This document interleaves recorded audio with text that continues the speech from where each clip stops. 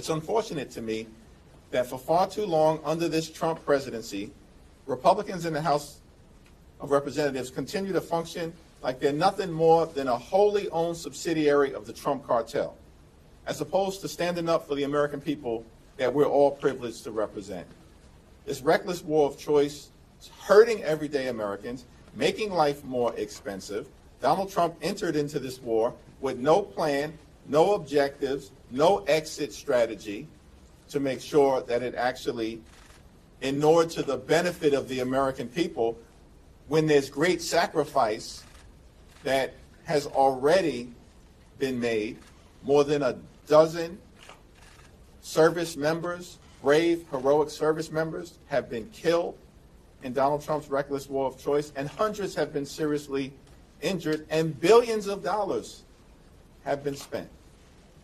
Wholly owned subsidiary of the Trump cartel. That's the House Minority Leader, not a pundit, not a protester, describing his Republican colleagues on camera. 13 Americans dead, hundreds wounded, billions burned, and House Republicans still can't find a single reason to ask a single question. The War Powers vote failed again this week, 213 to 214. One vote.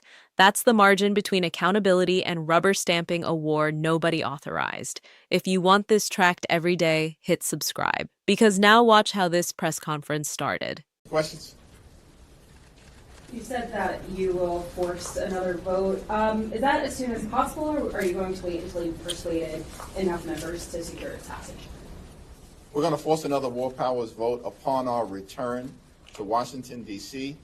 We're in active conversations with Republicans to secure an additional handful of our Republican colleagues, which is all we will need to join House Democrats in stopping this reckless war of choice.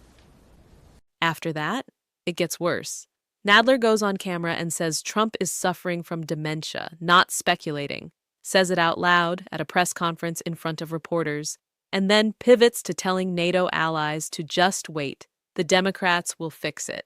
That's the ranking member of the House Judiciary Committee openly signaling to foreign governments that the president is cognitively unfit. Meanwhile, Vance is in Eastern Europe, Trump is on Easter Sunday threatening to eradicate a civilization of 90 million people, and Russ Vought, the White House budget director, just sat in front of the United States Senate and refused to tell them what this war costs. $50 billion. That's the Democratic estimate. Vought wouldn't confirm it, wouldn't deny it, just stonewalled. Republicans blocked that War Powers vote again. One defection.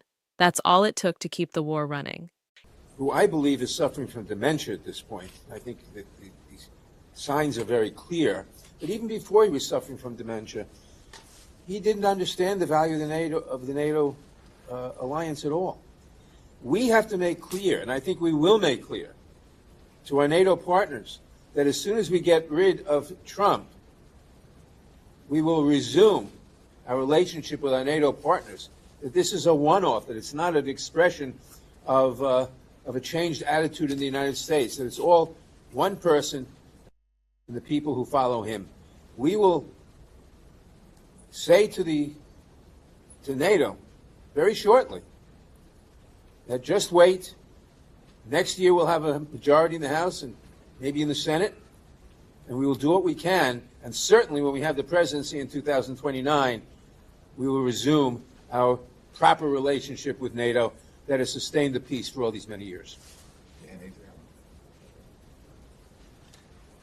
NATO has been a reliable organization to combat, of course, Russian aggression in Europe, particularly in Eastern Europe, and it has been very effective throughout the decades, not only to attack NATO, but to fracture the collegiality that existed amongst the nation members of NATO is a step back for the United States.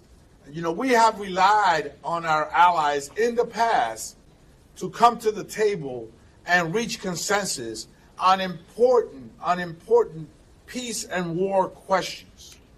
We must continue beyond the United Nations. we must continue to strengthen NATO and to keep it together. Any assault against it, any action in support of Russia, as the president has conducted, often openly siding with Russia against our traditional allies, is a critical mistake and one that the American people will reject totally. Thank you. Here's what this press conference actually exposed. It's not just about Iran. The House Minority Leader is calling his Republican colleagues a cartel subsidiary to their faces. The Ranking Judiciary member is calling the president cognitively impaired on camera and promising foreign governments America will recover after Trump is removed. And House Republicans, one of them voted to stop the war. 1 out of 217. 13 Americans are dead. Hundreds are wounded. 50 billion taxpayer dollars. The White House won't even confirm the number. And the war powers vote is failing by 1 vote. 1. The margin between constitutional accountability and total rubber stamp is a single congressman. That clip of Nadler telling NATO to wait isn't a gaffe. It's a signal. From Democrats who believe this presidency is already in its final chapter, that the war, the spending, and the cover it gets from House Republicans are all bets on a man they think is running out of time. The question isn't whether this pressure breaks something. It already has. The question is, what breaks next? Subscribe, because this is only getting louder.